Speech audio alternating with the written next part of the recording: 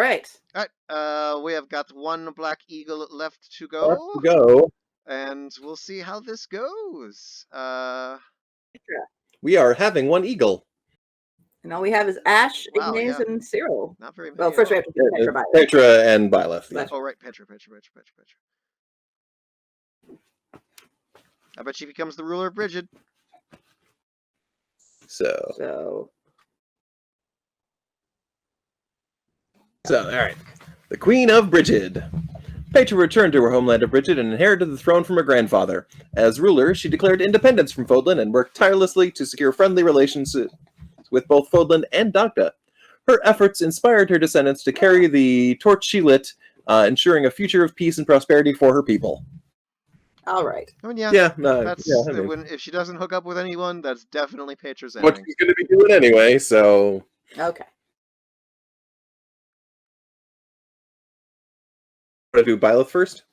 Oh, yeah, good call. All right. As Byleth set out to fight those who slither in the dark, Petra left the throne of Brigid to her family to follow him. What? The pair fought many hard battles together against this terrifying enemy before finally emerging victorious after the long war. Finally able to breathe easy, they took up residence in the city of Nouvelle, which lies on the western fringe of Fodlan, where they enjoyed the same waters that touch her homeland of Brigid. As their love grew, so did their mastery of each other's native language. No, she's going to be queen. Yeah. No. Well, that looks like very different. Three different endings. Yeah. After becoming the new Archbishop of the Church of Seros, Byleth announced his marriage to Petra. In light of her love for her spouse and her unique position to act as a bridge between the two regions, Petra entrusted her homeland's throne to her family and remained in Fodlan. Together, the two worked hard to restore Fodlan and improved relations with Brigid. The foreign royal was initially met with skepticism, but in time, the people of Fodlan accepted and adored Petra. Thanks to their efforts in the distant future, the two lands were eventually as one. Okay, all right. That's a little... Okay. Yeah. After sending the throne as the first leader of the United Kingdom of Fodlan, Byleth announced his marriage to Petra. In light of her love for her spouse and her unique position... Just with a different position. Okay. I don't know if I necessarily like any ending where Petra is not the Queen of Brigid. Yeah. Especially when that's the thing she does, left to her own devices. And I don't know too many people from Brigid, so I don't know if there's anyone else who would be able to rule that place if she doesn't come back and be like, listen, here's what we're going to do. Yeah, no. Yeah. No. So I guess it's bad. Bad ship. Yeah. Sad. That's sad. John. Yeah, it's a bad. So sorry. This was my first Finnish ending. Was Byleth Petra. But yeah, in retrospect, it's not holding up as well. So Petra with the arrow of justice. Petra took Ash over her shoulder with her to her homeland of Brigid, where she inherited the throne from her grandfather. With Ash's guidance, she established an order of knights and used that order to declare independence from Fodlan and renegotiate diplomatic ties on more equal terms. Over years of work reforming diplomatic and military policy together, Petra and Ash fell in love and eventually were married. The people of Brigid warmly embraced the union. It is said that the name of the knightly order, the Blue Sun, was born of their mutual love of swimming in the sea. Kind of boring, but okay. Yeah, I mean it's boring, but it checks all the boxes. Yeah, this is like a corporate boardroom sort of ship that has been created here. I also feel like there's a very slight implication that Ash and Petra together were like, hey, how about a War of Independence? Yeah, War of Independence. All right. Yeah. Yeah.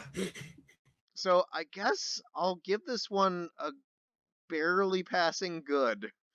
I think so. That's kind of what it feels like. That's kind of what it feels like. Like you technically got a B on the test, but you got the extra credit question, so we're giving you an A. Yeah. Petra and Ignatz, the worldly artist. Okay. Petra returned to her homeland of Brigid and inherited the throne from her grandfather. As ruler, she declared independence from Fodlan and renegotiated Brigid's diplomatic ties to Fodlan and Dagda on more equal terms. It's interesting how some of these she actually does well against Dagda as well, and it doesn't seem to have any correlation to anything. Yeah. At every step along the way, she was accompanied and supported by her husband Ignaz, who had left Fodlan behind to be with her. Trade with Fodlan boomed under Petra's reign, thanks in no small part to the Victor Trading Company. But while Ignaz was happy to support Petra's goals, he remained focused on his work as an artist. His picturesque renditions of the Brigid landscape, done in the Fodlan style, were held in high regard all over the world. Yeah. Yeah. I can't remember these supports. I assume it has something to do with either Brigid or art or both.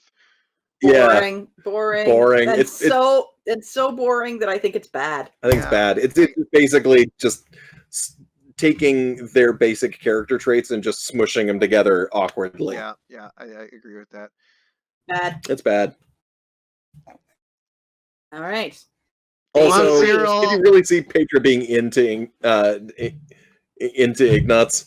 Yeah, no. Yeah. Cyril, we're gonna need a Hail Mary here. Come on. All right. Limitless potential. Petra returned to her homeland of Brigid and inherited the throne from her grandfather. As ruler, she declared independence from Fodlan and renegotiated Brigid's diplomatic ties on more equal terms. Not Dagda, though. But not Dagda, though. That's still iffy with Dagda. Some years later, the Church of Saros expanded its reach to Nouvelle, a town in western Fodlan. The priest sent to this new church for the purpose of keeping up relations with Brigid was none other than Cyril. Cyril? None other than Trix, the Lucky Charm himself. He and Petra met frequently, first for public relations and then for more private reasons. They fell in love and were ultimately wed. It is said that their union served as a symbol for the friendly ties between the two countries for the whole of their lives. This is a good example of neutral boring. Yes. Boy, poor Petra does not get anything interesting, does she? No. Deserves better. What do we have? Neutral, I guess. Neutral on this one. I mean, neutral on this one. Looking back, well, so I think we have to go back to Dorothea was a good one. Ferdinand was okay. Do you remember Claude's? I don't remember Claude's. Didn't they? Well, click on it. Didn't they live at separate corners of the? Yeah. Oh yeah, and then met at Perfection or some Godfather. Okay. Yeah, that was okay. That was okay. Yeah. Wait, if you can't throw Claude into an ending and make it interesting, you're not trying. Yeah. I feel like they're not trying.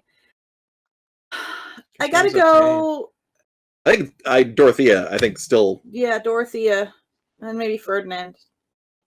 And then I'd say Ash. I guess, yeah. Yeah. All right, we'll go Dorothea. I'm sorry, and Ash, but none of us are happy about it. Yeah. All right. And I cool. guess that's it for the Black Eagle House, isn't it? That's the end of the Black Eagles. And the next time we're gonna do it with the Blue Lions.